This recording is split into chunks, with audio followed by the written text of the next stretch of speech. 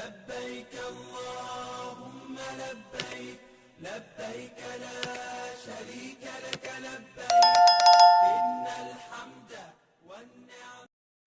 محترم ناظرین، اس مسئلے کو غور سے سمجھ لیں۔ ہم نے مکہ مکرمہ میں دیکھا لوگوں کی یہاں زندگیاں گزری ہوئی ہیں اور انہوں نے کئی حج بھی کیے ہیں، عمرے بھی کیے ہیں، بیچاروں کو اس مسئلے کا پتہ نہیں ہے۔